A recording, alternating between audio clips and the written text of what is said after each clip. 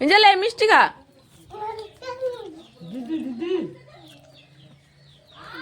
মিজালে মিষ্টি খাবি আয় বেটা। বেশ ভালো লাগে জানেন তো, যখন নিজেরই সন্তান আস্তে আস্তে করে নিজের হাতে খেতে শেখে। এই দৃশ্যগুলো নিজের চোখের সামনে মানে দেখাটা, নিজের সামনে একটু একটু করে বড় হয়ে ওঠাটা, হাঁটতে শেখা, আধো আধো করে কথা বলতে শেখা, নিজের হাতে খেতে শেখা, এগুলো দেখতে কিন্তু বেশ ভালোই লাগে। কি বলেন, আপনাদের কেমন লাগে? নমস্কার বন্ধুরা, কেমন আছেন সবাই? আমি বেশ আছি, মোটামুটি ভালো কেটে যাচ্ছে। আপনারা আশা করছি যেখানেই আছেন সুস্থ আছেন, ভালো আছেন। আর আজকে জানেন তো আমার বেটুর জন্মদিন, মানে আমার বাবাই শোনা আজকে 2 বছর পূর্ণ হলো, 3-এ পা দিল। আর আজকে সকাল সকাল কিন্তু আমি বাবার বাড়িতেই ছিলাম, আর এখন কিন্তু চলে এসেছি আমার শ্বশুর বাড়িতে।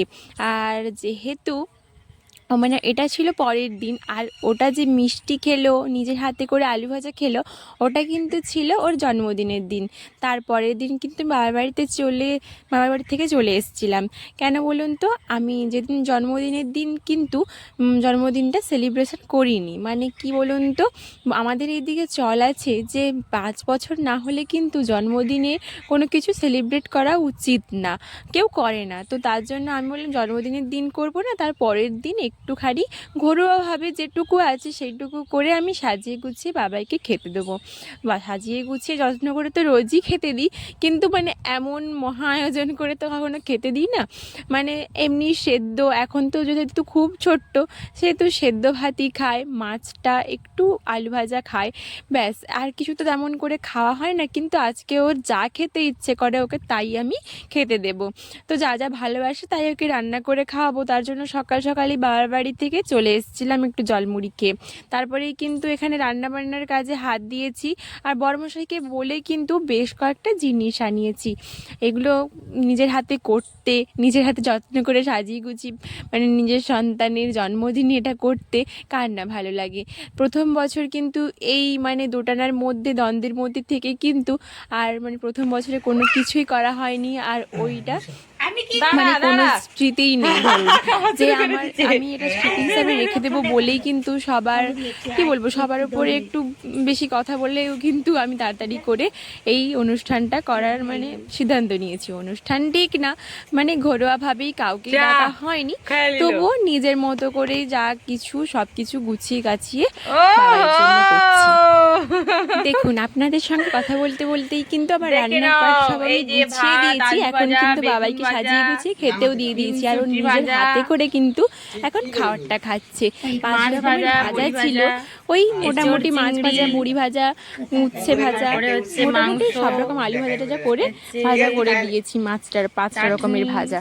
আর ছিল এঁচড় চিংড়ি, আর ছিল মাংস। মাংসটা যদিও ও বেশি খেতে পারে না, তবু ওই মেটেটা ওটাই খায়। আর ছিল মিষ্টি, পাঁপড়, আর ওর পছন্দের চিপস, চকলেট, এই সবই ছিল। তো দেখো ওর নিজের হাতে কিন্তু খাচ্ছে। আর মানে এইগুলো আমি সব কিন্তু রাখছিলাম, আর আমরা কিন্তু মানে কি বলবো, দেখছিলাম ওকে। আমরা খুব মানে সবাই মানে অবাক হয়ে দেখছিলাম ও কেমন করে খাচ্ছিল নিজের হাতে। সচরাচর তো ও নিজের হাতে খায় না, মানে এখন ইদানিং দেখছি ও কিন্তু নিজের হাতে খেতে চাইছে। তো তাই আমরা কিন্তু কেউ মানা করি না। ও মানে মোটামুটি পেট ভর্তি হওয়ার মতো একটু খাইয়ে দিয়ে ওকে দিয়ে দিই নিজের হাতে খেতে। ও তো শিখবে, তাই না? এখন তো ওর শেখার বয়স। আর পাশের বাড়ির এক মানে ওর দিদি ছিল একটা বাচ্চা মেয়ে, তো ও এসছিল ওর সাথে সঙ্গ দিতে। তো ওকেও আমরা ডেকেছিলাম এমনি মানে এই অনুষ্ঠানে সামিল হতে, ওর যে এই পাকামোগুলো দেখার জন্য। আর পাকা পাকা খুব কথা বলছিল তার জন্য। আর আমার বাবাইয়ের জন্মদিনটা ছিল কিন্তু ফেব্রুয়ারির 28 তারিখে। ভিডিওটা দিতে আমার একটু দেরি হয়ে গেল। আমি ভাবলাম ভিডিও জমিয়ে রেখে লাভ নেই, ভিডিওটা যখন করেছি আমি আমাদের সঙ্গে শেয়ার করি, সবার সঙ্গেই শেয়ার করি। আর আপনাদের ভিডিওটা কেমন লাগছে অবশ্যই কিন্তু কমেন্ট করে জানাবেন। অনেক দিন হয় না, মানে আমার ভিডিও দেওয়া আর হয় না, তো ভাবলাম মানে দেখবে কি কেউ দেখবে না, তবুও একটা স্মৃতি হয়ে থাকবে। চ্যানেলটা যেহেতু এখনও পর্যন্ত রয়েছে, ডিলিট হয়ে যায়নি, তো যারা যারা আমার সাবস্ক্রাইবার বন্ধু রয়েছে, আমাকে ভালোবাসে, যারা যারা মানে শোভা পালকে আমাকে ভালোবাসে, তারা অবশ্যই দেখবে, এই ভেবেই কিন্তু আমি দিয়েছি। তোমরা কে কে আমার মানে ভিডিওটা দেখছো অবশ্যই কিন্তু কমেন্ট করে জানিও। আর এখন দেখো বন্ধুরা কি করছে বাবাই বাবাই নিজের হাতে করে ও দিদি ভাইকে মিষ্টি ভাত আলু ভাজা সব কিন্তু খাইয়ে দিচ্ছিল। আর ও দিদি ভাই কিন্তু জামাটা ভিজিয়ে ফেলেছে, তার জন্য জামাটা খোলাই ছিল।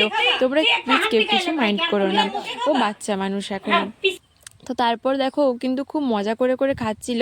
পাশের বাড়ির ওর দুই ঠাম্মা এসেছিলো, ওরাও কিন্তু ওকে আশীর্বাদ করলো। ওর নিজের ঠাম্মা প্রথমেই ওকে আশীর্বাদ করে দিল।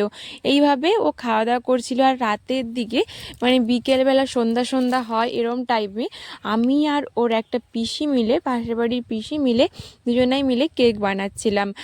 আর ও আমার ফোনটা ধরে দিচ্ছিল, আবার অনেক সময় ও আমার হাতে হাতে হেল্পও করে দিচ্ছিল কেক বানাতে। আমি ভাবছিলাম সবই যখন মোটামুটি হলো, আমাদের এদিকে যেমনভাবেই জন্মদিনটা পালন করা হয়, তো এইভাবেই হচ্ছিলো ছোট্টখাট্টোভাবে। তো আমি নিজের হাতে একটু কেক তৈরি করি। তো বেকিং পাউডার আগে থেকে আনিয়ে নিয়েছিলাম, আর ময়দা এসব কিন্তু বড়মশাইকে দিয়ে একটু আনিয়ে।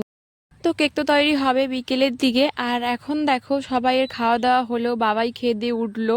তারপরে কিন্তু আমি এই যে উনুন শালটাকে ভালো করে গুছিয়ে নিচ্ছি। তখন কিন্তু তাড়াহুড়োর মধ্যে কিছুই গোছানো হয়নি, সবগুলো কলপাড়ে মানে বাসন কাসন রেখে দিয়ে এসে এখন কিন্তু এই যে উনুন শালটা ভালো করে কিন্তু লেপে নিচ্ছি।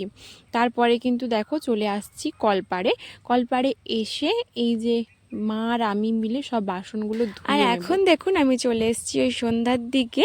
ডিমটা ফাটিয়ে নিলাম, কেক বানাতে এসেছি। ডিমটা ফাটিয়ে নিয়েছি, 1 কাপ মতো চিনি দিয়েছি। চিনিটাকে ভালো করে ফেটিয়ে 1 কাপ মতো ওই তেল দিয়ে দিলাম।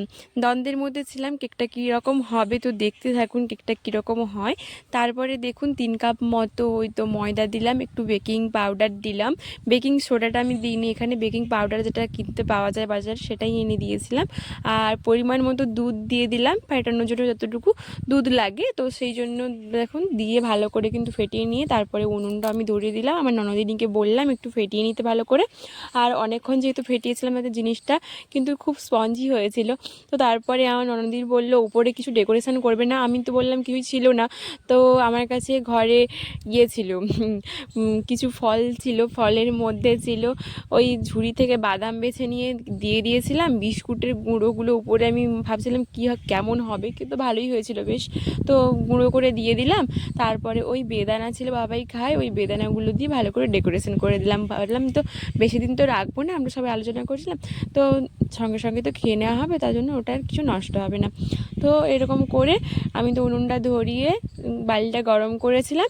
তারপরে ওটাকে কিন্তু বালির মধ্যে দিয়ে একটা থালাতে ভালো করে তেল মাখিয়ে একটা কাগজ দিয়ে কাগজটাও কেটে নিয়েছিলাম ওর মাপে। আমি তো দেখেছি, মানে ফোন দেখেই দেখেই তো করছিলাম, ফোনে যেভাবে করেছে আমি কিন্তু সেভাবে মানে করেছি এটা। তারপরে দেখুন আমি তারপরে কাঠি দিয়ে দেখিয়ে নিয়েছিলাম যে ব্যাপারটা কেমন হয়েছিল। তো দেখলাম একটু বাকি ছিল, তো আবার ঢাকা দিয়ে তারপরে একটু পরক্ষণে আবার নামিয়ে নিয়েছি 2 মিনিট মতো রেখে। মোটামুটি আমার 25 মিনিট মতো টাইম লেগেছিলো কেকটা হতে। দেখুন তো কেকটা তো আমি নামালাম, কেমন হয়েছে ডেকোরেশনটা অবশ্যই কিন্তু কমেন্ট করে জানাবেন। আর জানেন তো বাবাই কিন্তু বেশ খুশি হয়েছিল কেকটা দেখে। আর এইটুকু একটা জিনিসের জন্য ওর এতটা আনন্দ পাওয়া দেখে না আমারও ভীষণ ভালো লাগছিল। আর ওই ওর পিসিমণি ওদেরকে ডেকেছিলাম কেকটা কখন কাটবো, তাই তো কিছু মোমবাতিও মানে একটু ভালো করে ডেকোরেশন করে দিয়েছিলাম। তেমন করে কিছুই করিনি, যেভাবেই ছিল বাবাই মানে সাজগোজও তেমন কিছু ছিল না। তো 2টো মোমবাতি জ্বালিয়ে দিয়েছিলাম, আর ওর সঙ্গে আমি একটু কেকটা মানে ওকে কাটাতে সাহায্য করছিলাম। তো কেকটা কেটে সবাইকে খাইয়ে দিল, নিজেও খেলো, খুব আনন্দ পেলো, খুব মজা পেলো। ওর এই আনন্দ ছোট্ট এই মানে খুশিগুলো দেখতে আমার কিন্তু ভীষণ ভালো লাগে। আর এইটুকু একটা জিনিসের জন্য এতটা আনন্দ পেয়েছে এটা ভেবেই আমার ভীষণ ভালো লাগছে।